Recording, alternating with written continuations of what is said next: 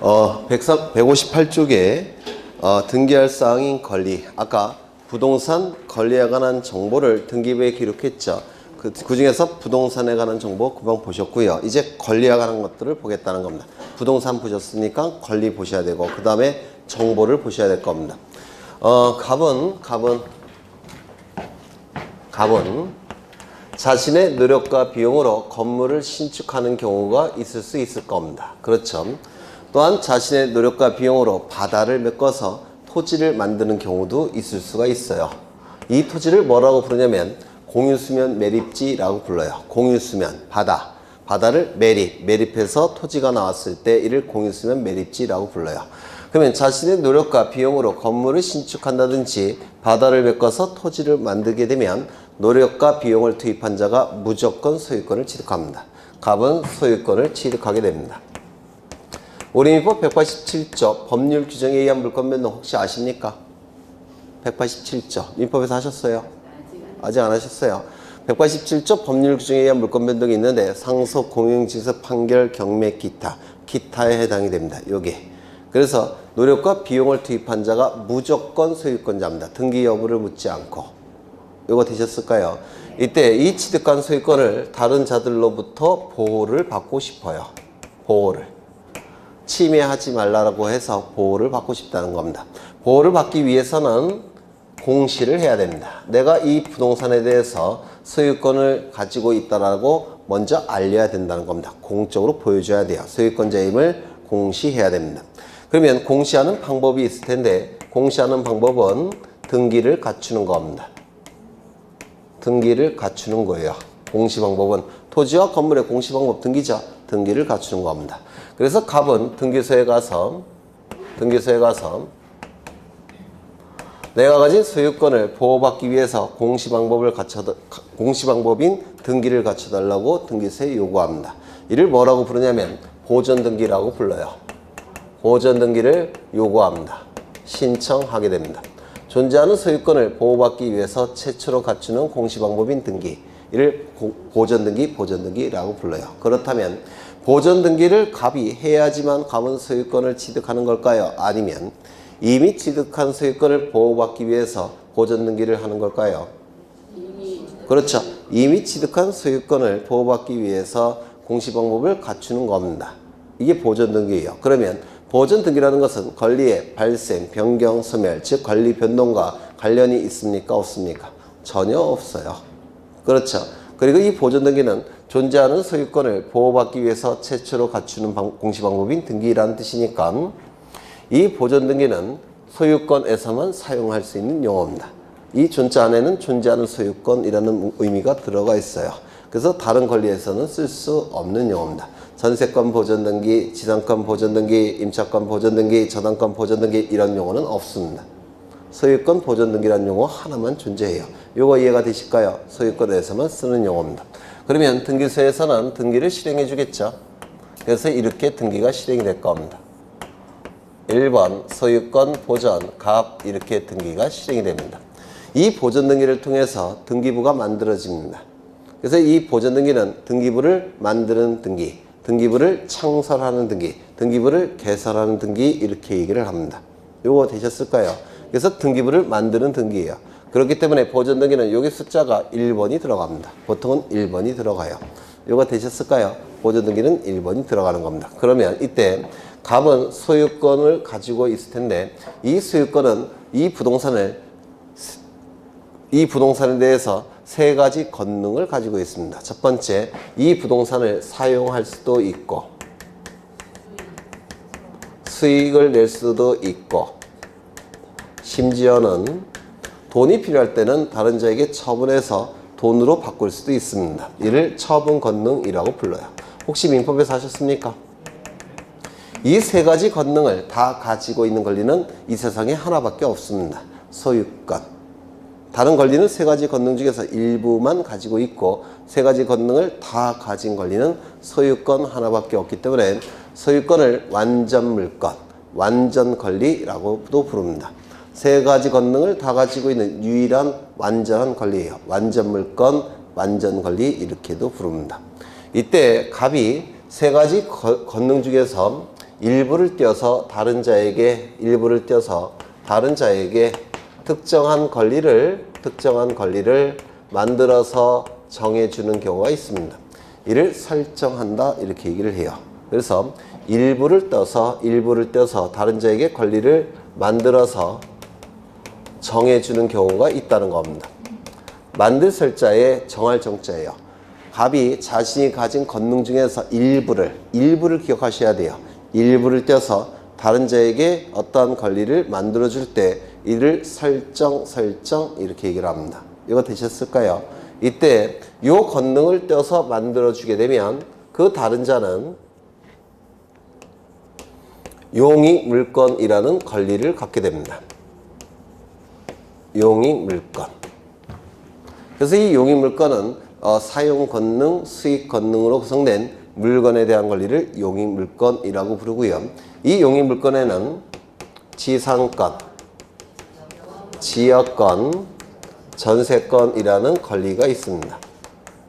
그러면 지상권이라는 물건은 무슨 뜻이냐면 토지 위를 사용, 수익할 수 있는 물건에 대한 권리를 지상권이라고 불러요. 상자는 윗상자입니다. 토지 위를 사용, 수익할 수 있는 물건에 대한 권리를 지상권이라고 부르는데요. 물론 토지 안에 땅속도 사용할 수 있어요. 그거는 구분지상권이라고 부릅니다. 그래서 이건 지표상을 얘기하는 겁니다. 토지의 지표상을 사용, 수익할 수 있는 물건에 대한 권리, 지상권이라고 부릅니다. 그 다음에 지역권, 토지에게 일정한 역할을 요구해서 그 토지를 사용, 수익할 수 있는 물건에 대한 권리를 지역권이라고 불러요. 이 역자는 역할할 때 그 역자예요. 이제 나중에 민법에서 공부하시면 아시겠지만 요역지가 승역지에게 일정한 역할을 요구해서 승역지를 사용, 수익할 수 있는 권리를 지역권이라고 부릅니다. 지역권. 토지에게 일정한 역할을 요구해서 그 토지를 사용, 수익할 수 있는 물건에 대한 권리, 지역권. 그러면 사람에게 일정한 역할을 요구한다면 그럼 이름이 뭘까요? 인역권. 그걸 인역권이라고 부릅니다. 사람에게 일정한 역할을 요구하는 권리를 인역권이라고 불러요. 우리나라에는 없습니다. 인역권이라는 게. 그 다음에 전세권. 전적으로 세들어 살 수 있는 권리를 전세권이라고 불러요. 여기서 세자는 세금할 때 그 세자예요. 즉 돈이라는 뜻을 가지고 있습니다. 그러면 세들어 산다는 건 뭐냐면 돈을 지급하고 그 부동산을 사용 수익한다는 게 세들어 산다는 뜻이에요. 그래서 전적으로, 이거는 물건이라는 뜻이고요. 전적으로 세들어 살 수 있는 권리, 이를 전세권이라고 부르는데 전세권도 물건이죠. 그러면 법률행위 플러스 등기 물권 변동 가지고 전세권이 만들어집니까? 186조 아직 안 하셨나요? 했죠. 물건은 물권행위 플러스 등기 물권 변동이지 않습니까? 그럼 전세권도 물건이니까 전세권에 대한 물권행위 그리고 전세권 등기, 그러면 전세권이 만들어집니까? 안 만들어져요. 왜요? 돈이 우호해야 됩니다. 돈의 의미가 이 안에 있습니다. 그래서 전세권은 다른 물건과 달리 전세권 설정 계약이라는 물권행위 있어야 되고 전세금을 지급해야 되고 그리고 전세권 등기까지 있어야지만 전세권이 만들어집니다. 전세금이 지급돼야 됩니다. 그래서 전세금을 전세권의 성립 요소라고도 불러요. 그래서 다른 물건과 다릅니다. 돈이 반드시 지급돼야지만 전세권이 성립이 됩니다. 민법에서 하실 거예요. 이 세 가지를 용익물권이라고 부르는데요. 보통 이렇게 외우죠. 지지전 이렇게 외웁니다. 지지전. 갑자기 막걸리가 생각나네요. 그리고 용익채권도 있습니다. 용익채권. 임차권을 용익채권이라고 불러요. 이거는 돈이라는 뜻입니다. 이것도 삭임자인데요. 이거 쓸 때마다 고민되는데 위가 좀 더 자연스러워 보여요. 정확하게는 모르겠지만 품삭할 때 그 삭자입니다. 그러니까 그러니까 품삭할 때 돈이라는 뜻을 가지고 있어요. 요 삭자가. 그래서 삭임자입니다. 삭임자. 돈이라는 뜻을 가진 한자고요. 요 차자는 빌려받을 차자입니다. 빌려받을 차. 그 다음에 권은 권리가 되겠죠. 돈을 내고 물건을 빌려 쓸 수 있는 권리. 돈을 내고 물건을 빌려 쓸 수 있는 권리 임차권이라고 부릅니다. 이 임차권도 돈이 반드시 지급이 돼야 돼요. 이것도 그걸 임차권, 이걸 용익채권이라고 불러요. 용익채권. 이거는 채권이니까 186조가 적용되지 않겠죠. 186조는 물권행위 플러스 등기 물권 변동. 물권 변동을 일으킬 때 등기가 필요한 거 아닙니까? 그런데 이거는 채권임에도 불구하고 등기가 가능해요. 채권임에도 불구하고. 이게. 그 다음에 요 권능을 뚝 떼갖고 다른 자에게 일정한 권리를 만들어주는 경우가 있습니다. 그러면 그 다른 자는 처분 물권이라는 걸 갖게 됩니다. 이 처분 물권은 처분 권능으로 구성된 물건에 대한 권리를 얘기할 겁니다. 요즘은 담보 물권이라는 용어를 더 많이 써요. 제가 대학 다닐 때는 두 개를 다 썼는데 요즘은 담보 물권이라는 용어를 더 많이 씁니다. 담보 물권. 이게 처분 권능으로 구성된 물건이에요. 여기에 이러한 부동산이 있고 소유자가 있습니다. 갑이 소유자입니다. 을로부터 10억 원을 빌리고자 합니다. 앞으로 10억 원이라는 돈은 자주 보실 거예요. 제 목표액이에요. 낙향하기 위한. 암만 머리 굴려봐도 10억 원은 있어야지 시골 가서 폼나게 살 수 있을 것 같아요. 그래서 와이프한테 맨날 돈 벌어오라고 얘가 빨리 만들어 달라고. 네. 농담입니다. 농담. 10억을 빌리는데 담보를 요구할 겁니다. 맞습니까? 그냥 안 빌려주겠죠? 담보를 요구할 겁니다. 부동산에 관한 담보 제공은 저당권이라는 걸 만들어주는 겁니다. 저당권을 만들어서 정해줍니다. 그러면 요 을은 두 가지 권리를 취득합니다. 첫째, 어떤 권리가 있을까요? 10억 원 빌려줬죠? 따라서 10억 원 채권. 이걸 담보하기 위해서 저당권을 취득했죠? 이걸 담보물권이라고 불러요. 저당권. 이걸 뭐라고 부르냐면 담보가 잡힌 채권이라고 해서 피담보 채권이라고 부릅니다. 피는 수동이라는 뜻을 가진 한자예요. 당한, 잡힌. 그래서 담보가 잡힌 채권, 피담보 채권이라고 불러요. 그러면 이 채권 변제기가 있겠죠. 언제까지 갚아야 되겠죠. 갑이 을에게. 그런데 변제기에 변제를 못합니다. 변제를 못하면 저당권자 을은 어떻게 해야 될까요? 저당권 실행해야 됩니다. 실행합니다. 저당권을 실행하는 첫 번째 절차는 법원에 경매를 청구합니다. 이때의 법원을 집행법원이라고 불러요. 경매를 청구합니다. 경매가 청구되면 법원에서는 경매 절차를 개시하겠다라고 결정을 내립니다. 그리고 등기소에 이 등기를 촉탁합니다. 그러면 경매 개시 결정 등기가 이루어지게 돼요. 그러면 이 부동산에 대해서 압류의 효력이 발생합니다. 압류의 효력이 발생하니까 갑이 처분하는 것이 제한이 돼버려요. 이를 처분 제한의 효력 이렇게 부릅니다. 그 다음에 압류의 효력이 발생한 상태에서 이제 경매 절차를 법원은 진행합니다. 경매 절차를 진행하는데 요즘은 매각 절차라는 용어를 더 많이 써요. 매각 절차를 진행합니다. 그러면 여기 경락인이 나오겠죠. 이 경락인을 요즘은 매수인이라는 용어를 더 많이 써요. 혼용해서 씁니다. 경매 절차, 매각 절차, 매수인, 경락인 혼용해서 씁니다. 그러면 여기서 뭐가 나옵니까? 매각 대금이 나오겠죠. 즉 경락 대금이 나올 겁니다. 경락 대금이 나오면 이걸 가지고 이 저당권자는 자신의 채권에 대해서 배당을 받아갑니다. 즉 순위에 맞춰서 우선 변제를 받습니다. 그래서 돈을 받아낼 수가 있어요. 이거 이해가 되십니까? 네, 이걸 저당권을 실행한다 이렇게 얘기합니다. 저당권 실행 절차. 그러면 채권이 변제되지 않으면 저당권을 실행하게 될 텐데 저당권을 실행한다는 얘기는 결국은 경매 절차를 통해서 경락인에게 처분해서 돈을 받아내는 겁니다. 맞습니까? 네. 맞아요. 그렇죠. 그러면 저당권자는 경매 절차를 통해서 처분할 권능이 있습니까? 없습니까? 있죠. 그래서 돈 만들어낸 거 아닙니까? 받아낸 거죠. 경매 절차를 통해서 처분할 수가 있다는 겁니다. 이를 담보권 시행 절차 이렇게 불러요. 그러면 이때 여기에 포인트를 둔다면 이 저당권을 뭐라고 부르겠습니까? 담보물권. 맞습니까? 경매 절차를 통해서 처분할 수 있다는 것에 포인트를 둔다면 이 저당권의 이름을 뭐라고 부르겠습니까? 처분물권. 그래서 담보물권, 처분물권 같은 뜻이 돼버리고 담보물권은 처분 권능으로 구성된 물건입니다. 이거 이해가 되실까요? 담보물권은 처분 권능으로 구성된 물건이에요. 용의물권은 사용 권능, 수익 권능으로 구성된 물건이고 담보물건은 처분 권능으로 구성된 물건입니다. 그러면 이 담보물건에는, 즉 처분물건에는 어떠한 권리가 있느냐면 유치권. 이 유치권이라는 권리는 요 유자는 머무를 유자, 치는 둘치자. 그래서 어떤 물건에 관해서 채권을 가지고 있는 자는 그 변제가 될 때까지, 채권이 변제될 때까지 내가 내 수중에 머무르게 할 수가 있습니다. 변제될 때까지 내 수중에 머무르게 할 수 있어요. 즉 유치할 수가 있다는 겁니다. 언제까지? 변제될 때까지. 맞습니까? 그러면 이건 담보의 목적입니다. 변제의 담보의 목적이에요. 그 다음에 저당권. 이 저당권은 담보물건의 왕이다 이렇게 얘기하는데, 저당 잡을 수 있는 권리, 언제까지? 변제될 때까지.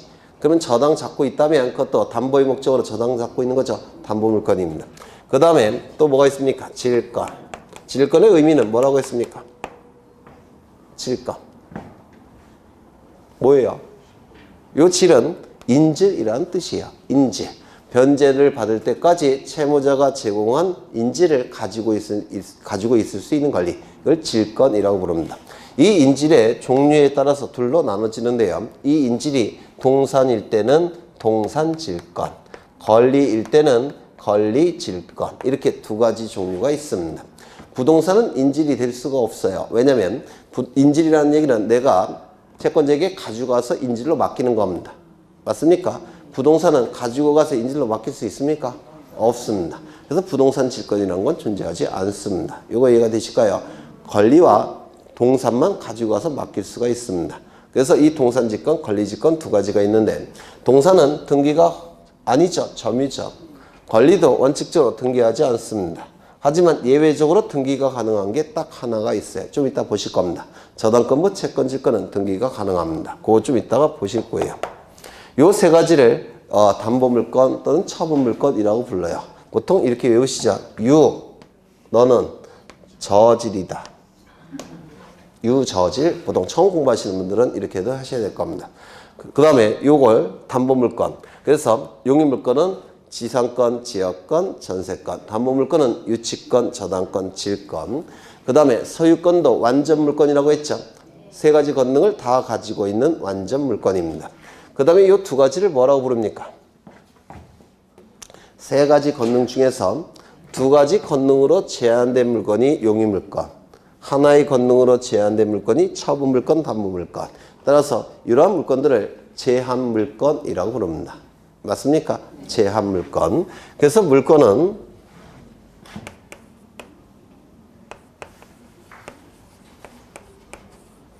소유권과 제한물건으로 보통 나눠요. 소유권과 제한물건. 그렇죠. 사용수익 처분 권능을 다 가지고 있는 완전물건, 소유권.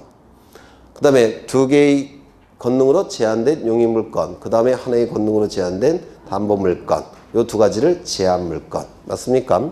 그 다음에 또 뭐가 있느냐면 이걸 본권이라고 부르는데, 본권. 본래의 물건이라는 뜻이에요. 본래의 물건, 본권.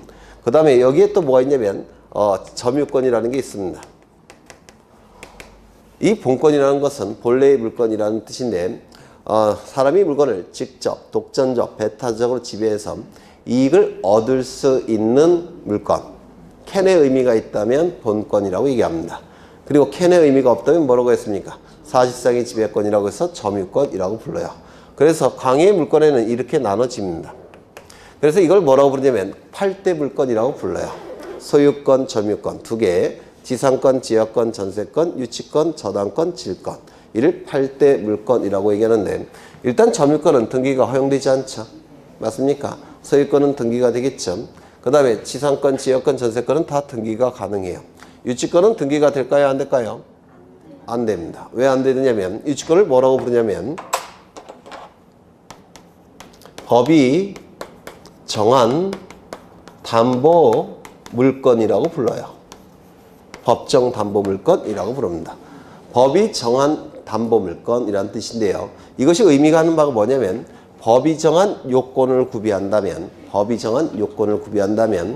담보 물건으로서의 효력을 인정하겠다는 겁니다. 이게 법정 담보 물건이에요. 이때 법이 정한 요건 안에는 등기가 없습니다.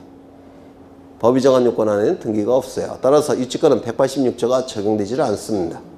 이거 이해가 되실까요? 네. 그래서 법이 정한 요건 안에는 등기가 없기 때문에 유치권은 등기할 수 있다 없다? 없다.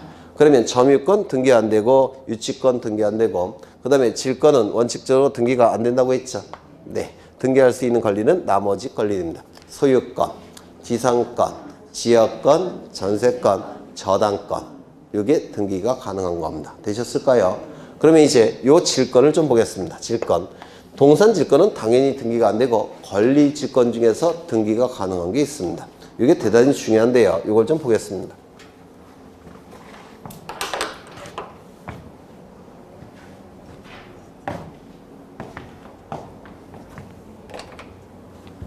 사실은 어려우셔요. 왜냐면 민법 지식이 있으면 조금 수월할 텐데 지금 민법 지식이 없기 때문에 굉장히 좀 어려울 수가 있습니다. 그냥 들어만 드시면 돼요. 계속 반복할 거니까. 그래서 민법 지식이 쌓여지면서 조금씩 쉬워지는 겁니다. 등기법은. 갑은 을로부터 돈을 빌립니다. 얼마를 빌릴까요? 10억. 한이 맺힌 금액이에요. 그냥 안 빌려주겠죠. 담보를 요구할 겁니다. 이 갑은 이러한 부동산을 담보로 제공할 텐데 부동산에 관한 담보 제공은 저당권을 만들어서 정해주는 겁니다. 이를 저당권 설정이라고 불러요. 이때 저당권이 설정되기 위해서는 법률행위 플러스 등기, 즉 물권행위 플러스 등기가 있어야지만 을에게 저당권이 설정이 되는데요. 이 을은 10억 원의 채권이 발생하겠죠. 맞습니까? 그 다음에 저당권 설정 등기라는 것을 하면 저당권을 취득하게 될 겁니다. 혹시 우리 부기등기 했습니까? 부기등기. 아직 안 했죠? 그럼 이거 하는 거 별로 의미가 없는데. 저당권 설정 등기라는 걸 하게 됩니다. 그런데 이 소유자가 누굽니까? 갑이죠. 소유권자로부터 첫 번째 도출된 권리의 등기는 주등기라는 걸 하게 돼요. 또는 독립등기. 독립등기란 건 뭐냐면 숫자 하나로 구성된 등기가 독립등기예요. 숫자 하나로 독립적으로 구성된 등기가 독립등기인데 등기부를 보시면 이게 갑구라고 할 때 맨 앞에 1번은 소유권 보존 등기가 나온다고 했죠. 그 다음에 2번 소유권 이전 등기 을, 3번 소유권 이전 등기 병 이런 식으로 등기가 이루어지는데요. 이걸 순위번호라고 불러요. 순위번호. 이 순위번호가 숫자 하나가 독립적으로 구성됐다면 독립등기, 즉 숫자가 하나로 구성된 등기를 독립등기.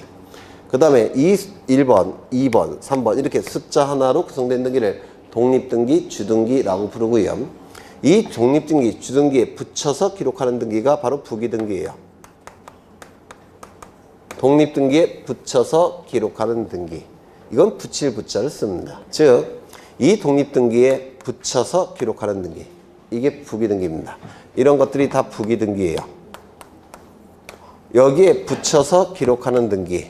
이게 전부 다 부기등기라고 얘기합니다. 되셨을까요? 여기에 붙여서 기록하는 등기. 이게 바로 부기등기입니다. 이렇게 숫자 두 개로 구성된 게 부기등기인데요. 소유자를 기준으로 해서 첫 번째 도출되는 권리에 관한 등기는 주등기라고 얘기합니다. 그럼 여기 1번 이렇게 나올 겁니다. 소유자로부터 두 번째 도출되는 등기가 부기등기라고 불러요. 부기등기. 세 번째는 뭘까요?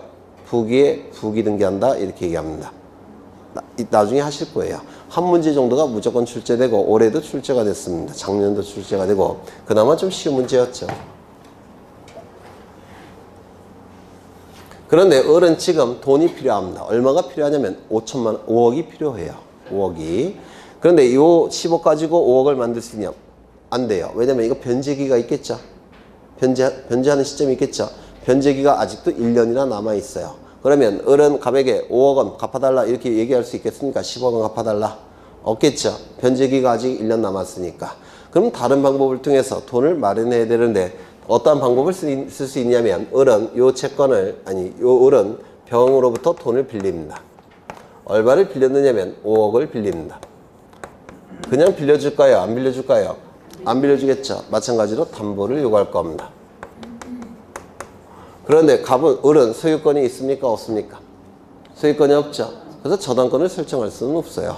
그렇죠. 그러면 다른 걸 담보로 제공해야 되는데 이때 요것을 가지고 병에게 요 10억 원의 채권에 대해서 질권을 인질로 가질 수 있는 권리를 병에게 만들어서 정해줄 수가 있습니다. 이를 질권을 만들어준다 이렇게 얘기합니다. 질권 설정한다. 그러면 이 병은 5억 원을 빌려줬으니까 5억 원에 대한 채권 있겠습니까? 있겠죠. 5억 원 빌려줬으니까. 그리고 10억 원 채권에 대해서 인질로 가질 수가 있죠. 그래서 이 병은 10억 원의 채권에 대해서 인질로 갖는 권리를 취득하게 됩니다. 이를 채권 질권이라고 불러요. 채권 질권. 되셨을까요? 그래서 이 병이 을에게 5억 원을 빌려주고 10억 원 채권, 10억 원짜리 채권을 인질로 가질 수 있는 권리. 언제까지? 5억 원이 변제될 때까지. 이를 채권 질권이라고 부릅니다. 되셨을까요? 네. 그러면 이때 이 채권이 인질로 넘어갈 때 이 저당권도 인질에 붙어서 채권에 붙어서 따라갑니다.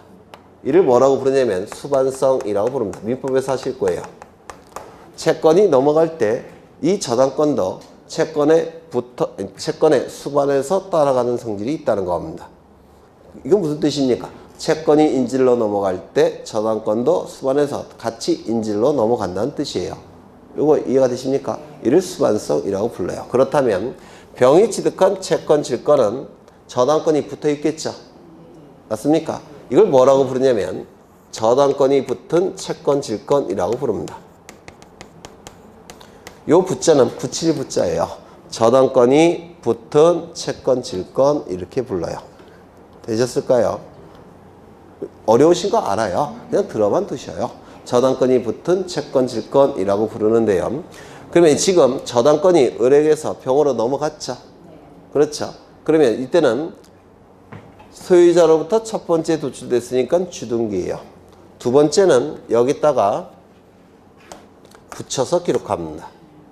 부기등기를 해요. 그래서 이 저당권부 채권질권은 부기등기한다. 이걸 좀 기억해 두셔야 돼요. 저당권부 채권질권은 부기등기한다. 그래서 이 질권은 원칙적으로 등기가 안 되지만 예외적으로 저당권부 채권질권이라는 질권은 등기가 가능합니다. 그 등기는 부기등기한다. 요게 출제될 가능성이 있습니다. 좀 어려워요. 이건 기초과정은 아니고 심화과정 쪽에 들어가는 겁니다. 저당권부 채권질권은 부기등기한다. 그래서 이 질권은 원칙적으로 등기가 안 되지만 뭐는 등기가 가능하다고요? 저당권부 채권질권은 등기가 가능하다. 이렇게 얘기를 합니다. 하나 더 좀 어려운데 이거는 뭐 한 10월달 가셔도 어려운 건데 저기 있는 권리는 전부 다 민법에서 인정되는 물권입니다. 맞습니까? 그런데 특별법에 의해서 인정되는 물권이 있어요. 뭐냐면 지금 을이 병으로부터 5억 원을 빌릴 때 병은 담보를 요구하겠죠. 그 담보로 뭐를 만들어준 겁니까? 인지를 만들어준 거죠. 그렇죠. 그걸 질권 설정이라고 부르는데요. 이때 담보 중에서 이런 것도 있습니다. 요 채권에 대해서 요 병에게 담보권을 만들어주는 경우가 있습니다. 이걸 채권 담보권이라고 부릅니다. 등기부에는 채권 담보권 설정 이렇게 표기합니다. 그러면 지금 10억 원 채권도 담보로 넘어갔죠. 그러면 저당권도 같이 수반돼서 따라간다고 했죠. 그러면 병이 취득한 채권 담보권은 뭐가 붙어 있습니까? 네? 마찬가지로 수반성이 인정되니까 저당권이 붙어 있겠죠. 이를 저당권부 채권담보권이라고 부릅니다. 저당권부 채권담보권. 이거는 민법상의 개념은 아니고 민사특별법의 개념이에요. 이 저당권부 채권담보권도 요게 등기가 가능하죠. 소유자 값을 기준할 때 몇 번째일까요? 두 번째. 따라서 무슨 등기일까요? 부기등기. 이 부기등기는 다음 주에 상세하게 할 겁니다. 그래서 지금 이걸 기억해 두시면 다음 주에 공부하실 때 좀 더 머리에 각인될 수가 있어요. 소유자로부터 첫 번째 도출된 등기가 무슨 등기? 주등기. 두 번째는 부기등기. 세 번째는 뭐가 될까요? 부기의 부기. 이렇게 얘기합니다. 네. 그러면 이제 책을 보시면 등기할 사항인 권리의 나와 있죠. 거기 먼저 부동산 물건은 등기할 수 있습니까? 있죠.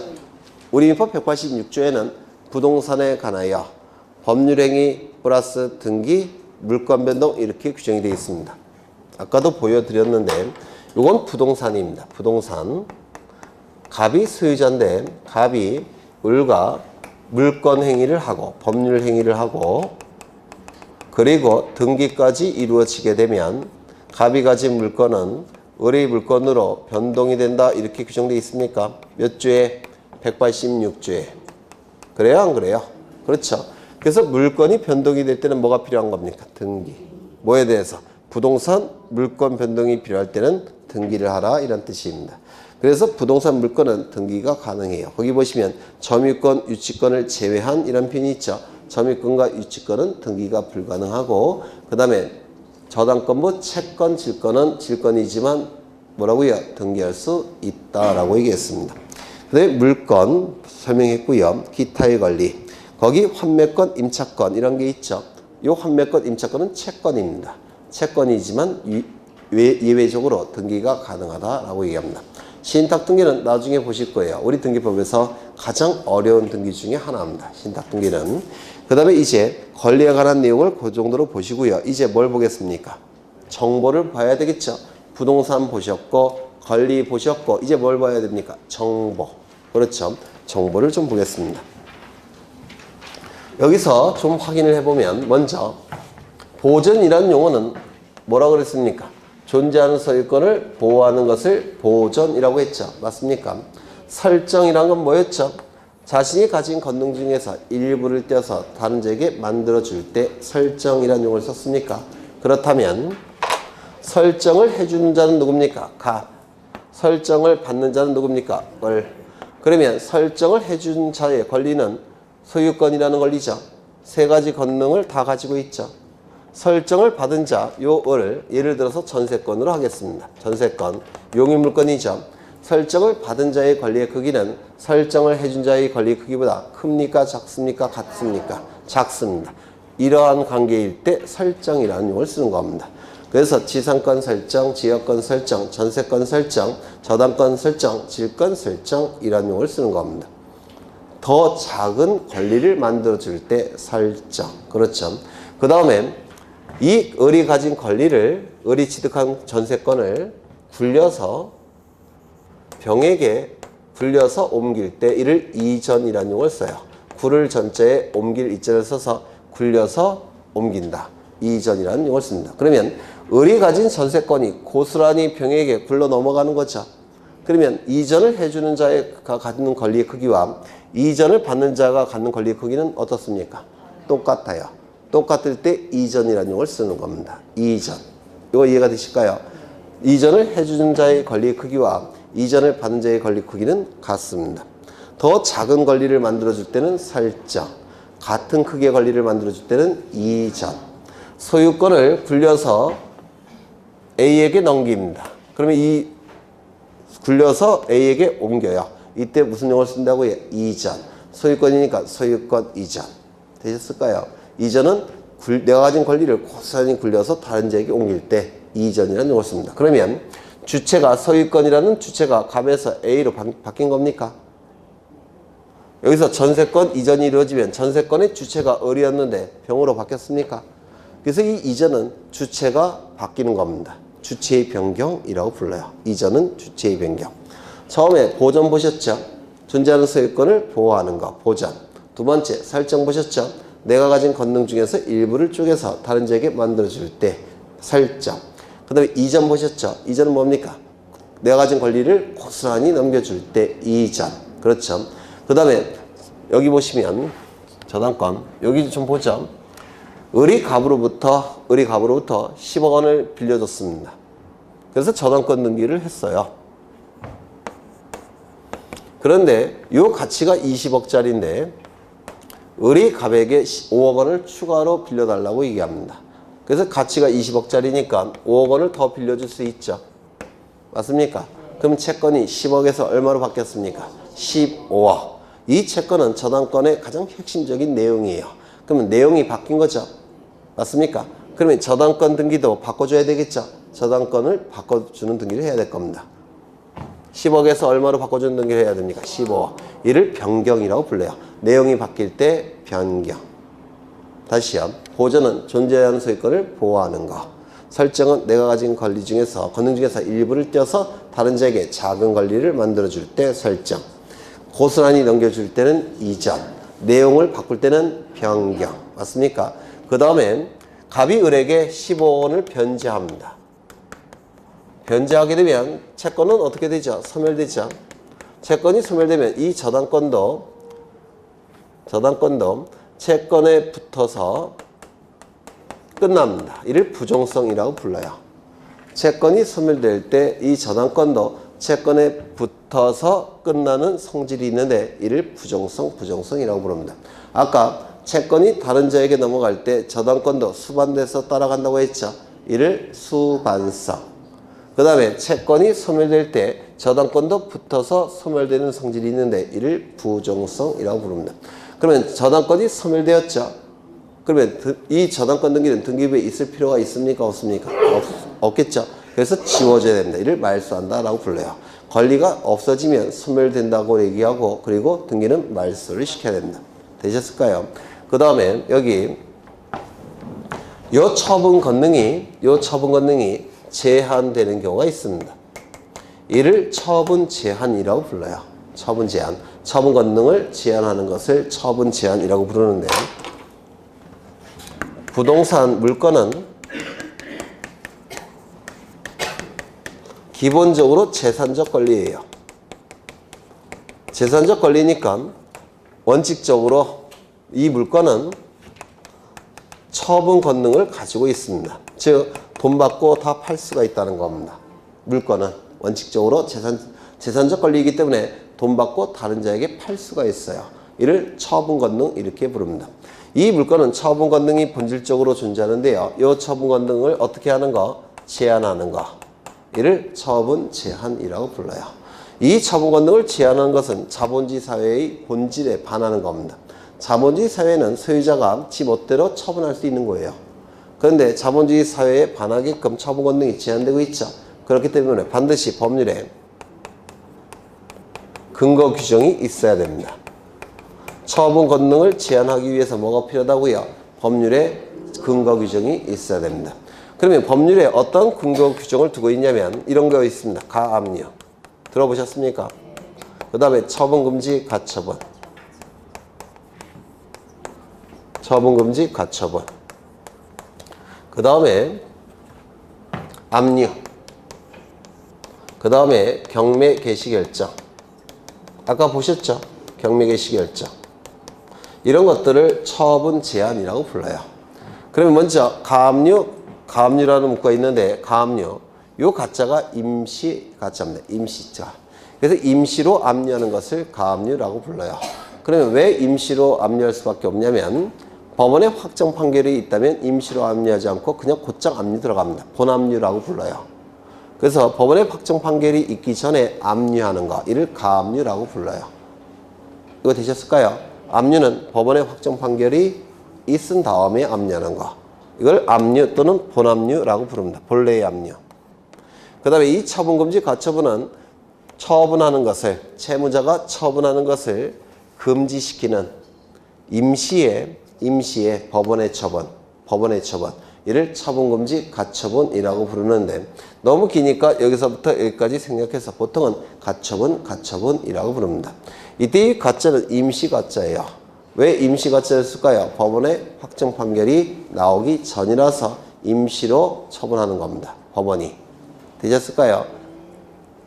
그러면 이 가압류와 가처분은 어떤 차이가 있냐면 둘 다 채무자가 변제를 하지 않을 때 채권자가 강제 집행을 통해서 변제를 받을 때, 즉 강제 집행할 때 사용하는 건데요. 이때 이 가압류는 그 채권자가 가진 채권이 금전 채권일 때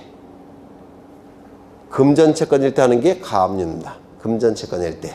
가압류를 한 다음에 강제 집행을 하는데요. 어떠한 방법으로 강제 집행을 하냐면 경매 절차로 넘깁니다. 그러면 경락대금이 있겠죠. 매각대금. 그 매각대금으로부터 강제 집행해서 배당을 받아가는 겁니다. 가압류는. 그 다음에 이 처분금지 가처분은 이것도 강제 집행하는 방법인데 이 처분금지 가처분은 금전 채권이 아니라 금전 이외의 채권자가 하는 강제 집행의 한 방법이에요. 금전 이외의 채권자. 강제 집행은 어떻게 하냐면 경매 절차로 넘겨봤자 의미가 없습니다. 왜요? 금전 이외의 채권이니까 경락대금이 있어도 배당을 못 받아가요. 이거 이해가 되십니까? 따라서 강제 집행을 경매 절차로 넘기는 게 아니라 강제로 뺏어가는 겁니다. 부동산을. 강제로 뺏어가는 거. 그래서 이 두 가지의 차이는 금전 채권자가 하는 게 가압류, 금전 이외의 채권자가 하는 게 가처분 이렇게 얘기합니다. 뭐 나중에 또 할 겁니다. 그 다음에 압류는 법원의 확정 판결이 있을 때 금전 채권자가 하는 게 압류. 그 다음에 경매개시결정은 피담 채권이 변제되지 않으면 저당권 실행한다고 했죠. 저당권을 실행하면 법원에 경매를 청구합니다. 경매가 청구되면 법원에서는 경매 절차를 개시하겠다고 결정을 하고 등기를 합니다. 그게 경매 개시 결정 등기라는 겁니다. 그러면 압류의 효력이 발생하니까 이것도 이것과 같은 효력이 있는 겁니다. 처분 제한시킵니다. 그래서 이 네 가지 나중에 써먹을 거니까 지금 뭐 외우실 걸 요구하는 건 아니고요. 좀 익숙해지시라고요. 굉장히 생소한 용어니까 여러 번 반복해서 들으셔야지만 익숙해지실 거예요. 한번 읽어나 보죠. 가압류, 처분금지, 가처분, 압류, 경매 개시결정. 네, 좀 익숙해지실 필요가 있습니다. 여기서 요거는 시험에 자주 나옵니다. 처분금지, 가처분은. 아까 신탁등기 잠시 언급한 적이 있죠. 신탁등기, 요 가처분 등기가 우리 등기법에서 난이도가 가장 높습니다. 좀 많이 어려워요. 나중에 보실 겁니다. 그러면 이제 뭘 보셨느냐면 부동산에 관한 내용을 보셨고요. 그 다음에 권리에 관한 내용을 보셨죠. 그리고 정보에 관한 내용을 보셨습니다. 정보는 뭘 얘기한다고요?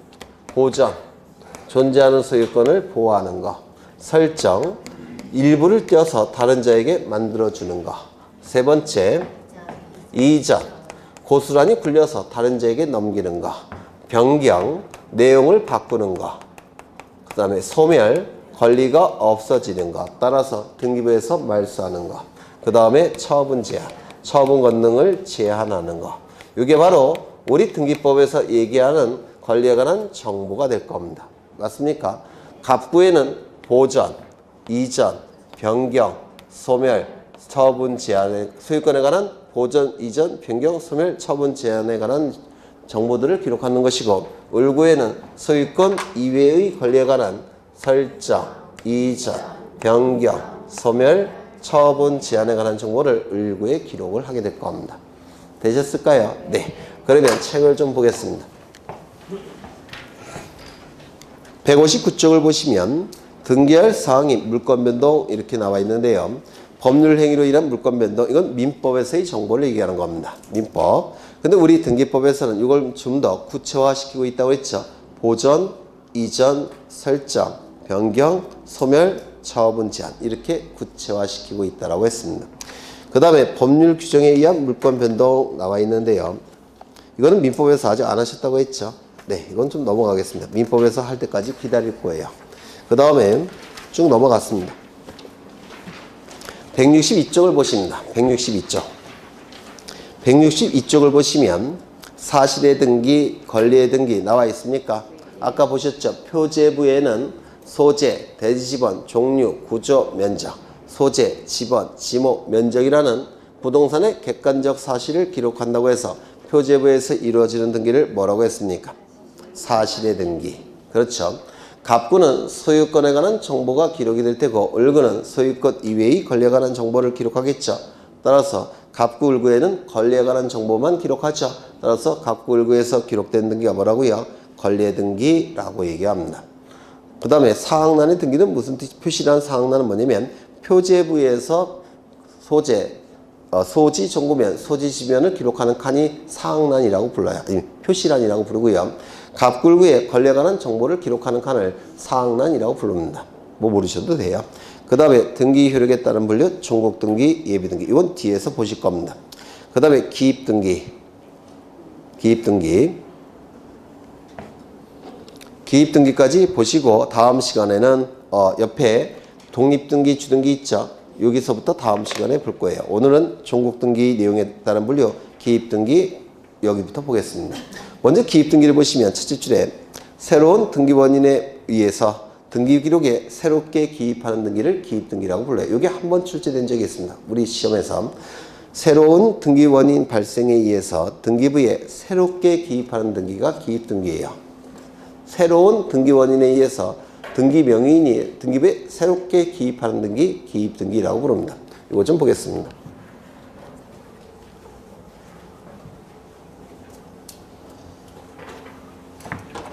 갑은 자신의 노력과 비용으로 건물을 신축합니다. 또는 자신의 노력과 비용으로 토지를 만듭니다. 공유수면 메리지. 그러면 노력과 비용을 투입한 자가 무조건 어떠한 권리를 취득한다고 했습니까? 그렇죠. 소유권을 취득한다고 했습니다. 이 취득한 소유권을 다른 자들로부터 보호를 받고자 합니다. 보호를 받기 위해서는 다른 자들에게 알려야 돼요. 즉 공시해야 됩니다. 공시하는 방법은 뭐라고 했습니까? 등기를 갖추는 겁니다. 등기를 갖추는 거예요. 따라서 이 갑은 자신이 가지고 있는 소유권을 보호받기 위해서 최초로 갖추는 등기인 보전등기를 신청하게 됩니다. 이거 하셨죠? 보전등기를 신청하게 됩니다. 그러면 이 보전등기 신청을 통해서 등기소에 있는 등기관은 이러한 등기를 실행해 줄 겁니다. 1번 소유권, 보전, 갑 이렇게 등기가 실행이 될 겁니다. 그러면 이 갑은 새로운 소유권 취득이라는 원인에 의해서 등기부에 새롭게 기입되는 사람이 맞습니까?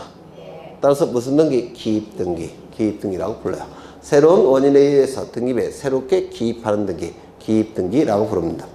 1년 후에 이 갑은 을과 매매 계약을 체결합니다. 그러면 이걸 채권행위라고 부르는데 이 안에 뭐가 있다고요? 물권행위. 그리고 소유권 이전 등기까지 을의 이름으로 이루어지게 되면 소유권이 변동이 될 겁니다. 우리민법 몇 조에 의해서? 186조에 의해서. 즉 갑은 소유권 소멸, 을은 소유권 발생, 발생 변경 소멸을 변동. 그렇죠. 그러면 등기부에는 이렇게 기록이 될 겁니다. 2번 소유권 이전 을. 그러면 이 을은 새로운 원인에 의해서 새롭게 등기부에 기입되고 있습니까? 네. 을은 새로운 원인에 의해서 등기부에 새롭게 기입되고 있습니까? 아닙니까? 을은 을 얘기하는 겁니다.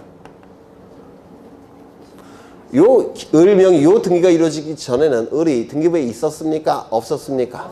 없었잖아요. 그래서 이 새로운 원인에 의해서 새롭게 기입되는 사람 아닙니까? 맞죠? 기입등기입니다. 소유권 이전 등기도 기입등기예요. 새로운 원인에 의해서 등기부에 새롭게 기입되고 있습니다. 되셨을까요? 1년 후에 을은 병으로부터 10억 원을 빌립니다. 이때 그냥 빌려줄까요? 안 빌려줄까요? 안 빌려주겠죠. 담보를 요구할 겁니다. 그래서 갑은 자신이 가지고 있는 건등 중에서 처분 건등을 뚝 떼갖고 을에게 병에게 저당권을 설정해 줍니다. 저당권이 설정되기 위해서는 우리민법 186조에 의해서 저당권 설정 계약이라는 물권 행위를 해야 됩니다. 을과 병은. 그리고 저당권 설정 등기라는 등기를 갖춰야 됩니다. 물권 행위 플러스 등기. 그러면 병은 10억 원을 빌려줬죠. 따라서 10억 원의 채권이 발생을 했을 테고 이를 피담보 채권이라고 부릅니다. 그리고 저당권 설정 등기까지 했으니까 186조에 의해서 병은 저당권을 취득하게 될 겁니다. 맞습니까? 이 저당권 등기는 갑구에 합니까? 을구에 합니까? 을구에. 그래서 여기 을구가 만들어질 겁니다. 이거는 갑구, 을구. 쓰죠? 네. 여러분을 신뢰할 수 없으니까 갑구. 그러면 여기에 을구에 처음으로 기록하는 등기니까 1번 써있을 테고 저당권 설정 을 10억 이렇게 기록이 될 겁니다. 맞습니까? 그러면 이 저당권 설정 등기는 새로운 원인에 의해서 등기부에 새롭게 기입되고 있습니까? 있죠. 기입등기라고 얘기합니다. 여기까지 되셨습니까? 그렇죠. 이때 이 부동산의 가치는 20억짜리예요. 20억. 그런데 10억 원을 빌린 상태인데 현재 소유자는 누굽니까? 을이죠.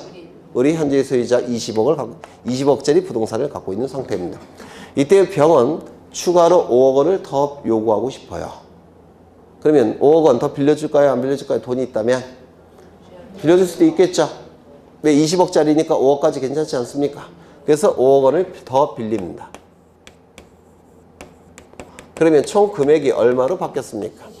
15억으로 바뀌었습니다. 맞습니까?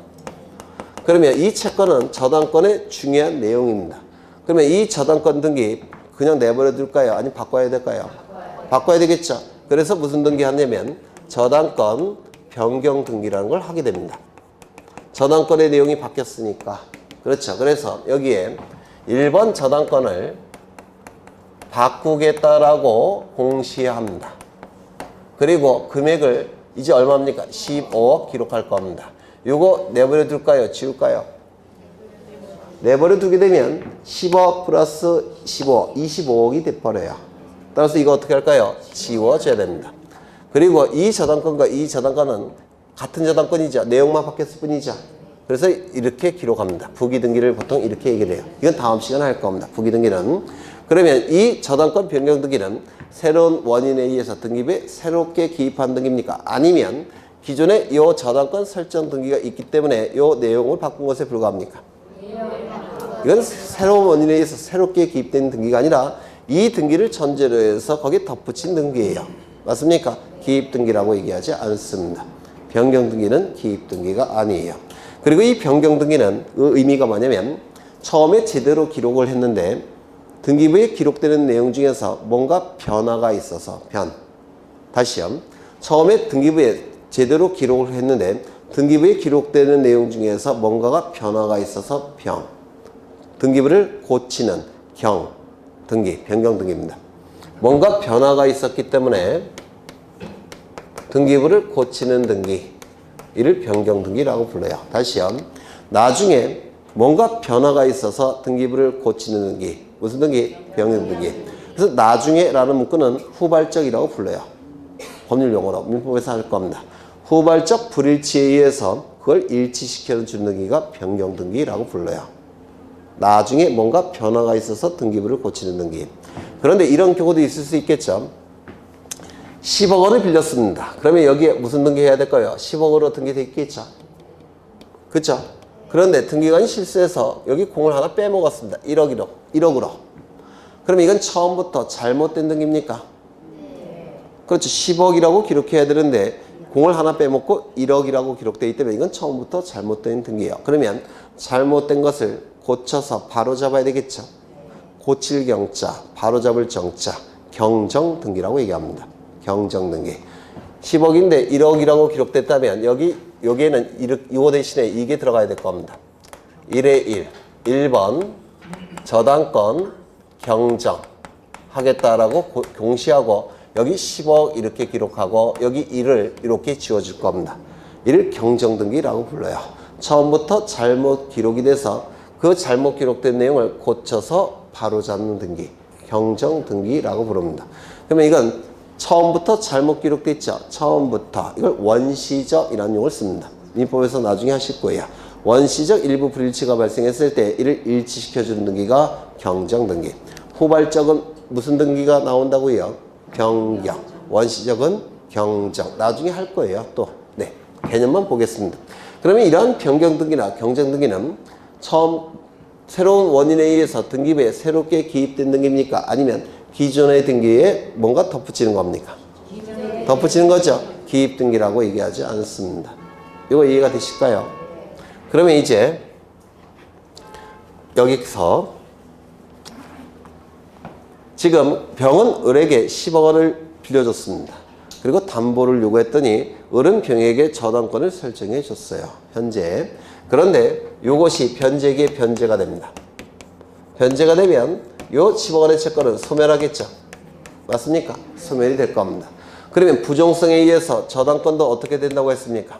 소멸이 될 겁니다. 요거 이해가 되실까요? 소멸이 됩니다. 그러면 이 저당권 등기는 등기부에 있을 필요가 있습니까? 없습니까? 없겠죠. 따라서 없애야 됩니다. 그렇겠죠. 그래서 이걸 없애야 돼요. 없애는 방법은 이렇게 얘기합니다. 다시 그리죠. 복잡하니까. 1번 저당권 설정 병이죠. 왜 을이 되어 있어? 다 병이에요. 네. 병 10억.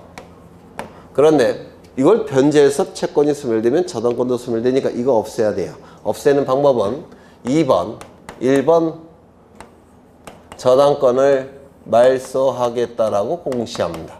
1번 저당권을 말소하겠다고 공시하고 공시한 바에 따라서 실선을 그어서 지어줍니다. 이걸 말소등기라고 불러요. 등기사항의 전부가 부적법하게 존재해서 이 전부를 없앨 목적으로 하는 등기. 이를 말소등기, 말소등기라고 하는데 이 말소등기는 새로운 원인에 의해서 등기부에 새롭게 기입한 등기입니까? 아니면 이것 때문에 존재하는 등기입니까? 기존의 등기 때문에 존재하는 거죠. 존재할 수 있는 거죠. 이것도 기입등기라고 얘기하지 않습니다. 되셨을까요? 그렇죠. 그 다음에 하나 더. 이게 변제로 소멸한 게 아니라 을이 서류를 위조해서 이것을 말소시켰습니다. 서류를 위조해서. 그러면 을의 저당권은 소멸할까요? 소멸하지 않을까요? 아니, 병의 저당권은 소멸할까요? 소멸하지 않을까요? 소멸하지 않습니다. 위조, 영수증과 위임장을 위조해서 말소했기 때문에 이 병의 저당권은 소멸하지 않습니다. 여전히 저당권자예요. 그러면 자신의 저당권이 저당권 등기가 말소가 됐다는 것을 확인했다면 병은 이거 다시 회복시켜야 되겠죠. 맞습니까? 네, 이걸 좀 보겠습니다.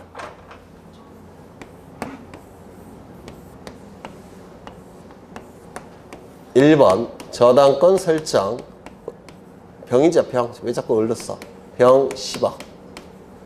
그런데 을이 서류를 위조해서 이걸 말소시켰습니다. 1번 저당권 말소. 그리고 이렇게 지워줍니다. 이게 말소 등기라는 거예요.